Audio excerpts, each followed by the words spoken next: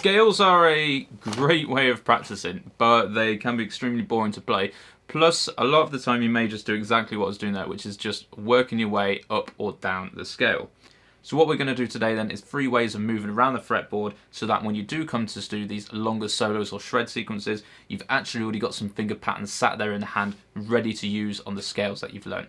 This is going to really help your finger independence and give you hopefully a little bit more different melodic phrasing when it comes to writing your own solos.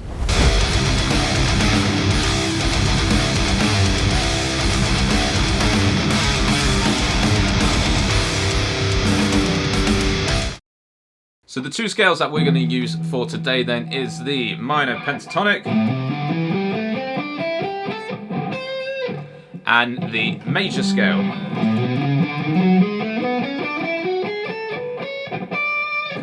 So I'm using the 3-note one today rather than the sort of vertical position because I don't like playing that scale anyway, but I think for those longer shred pads, you generally use as big as stretch ones anyway, so this is a scale that's going to benefit you more for those type of solos if that's what you're into. So we've got the generic walk up and down. How can we vary this? The first way to do that, and this is my personal favourite one, is to do the 2 up and 1 down. So that basically means when we're walking up the scale, we're going to walk up 2 notes and we're going to come back down 1 note. So let's try this with the pentatonic first.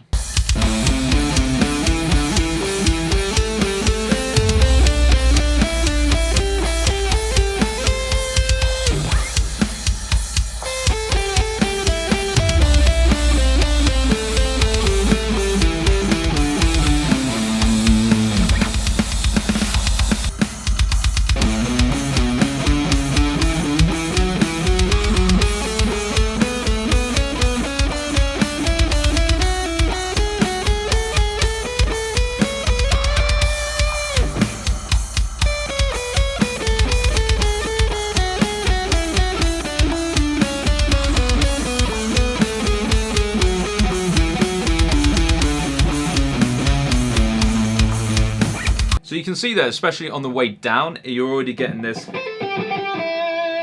these sort of typical pentatonic licks that come out there.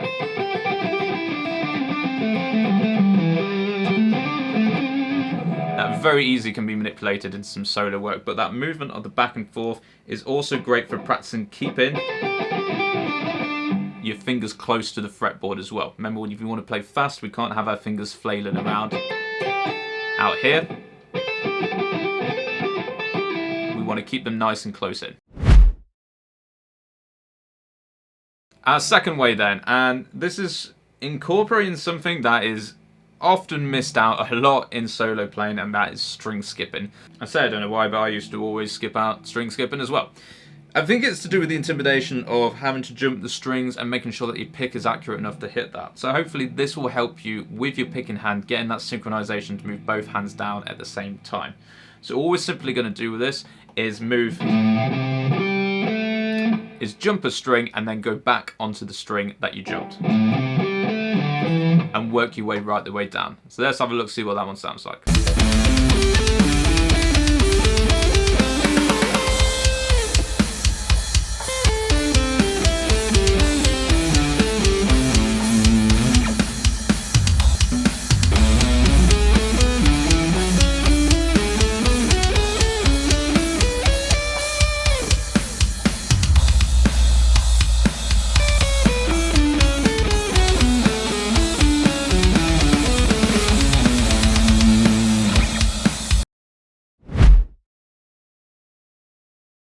And the final one is one of those, oh dear God, why did I write this sort of exercises, where basically we're going to be taking 4 note groupings and swapping between them.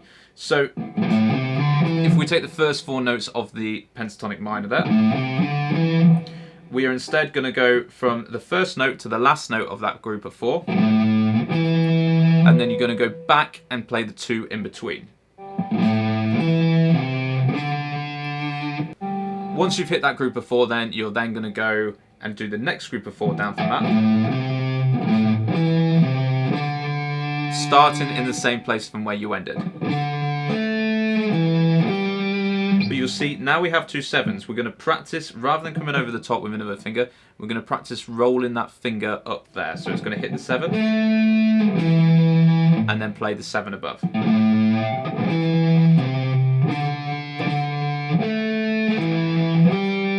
And I want you to practice that roll as you go down this. And this, again, it's just going to benefit whenever you come to do some solo sequences. You're going to stop doing ascending and descending melodies, and maybe you'll start.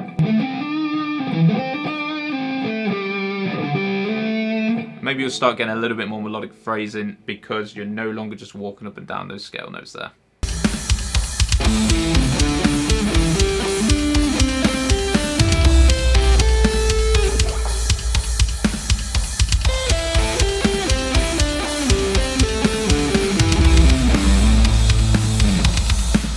So that's pretty much it then. You've got 3 different ways of playing your scale exercises there. Now what I tend to do is also use these as warm-ups. I tend to do them before gigs as well. I'll sit there. I have a couple of gig-specific exercises that I do with a killer just to warm up my hand.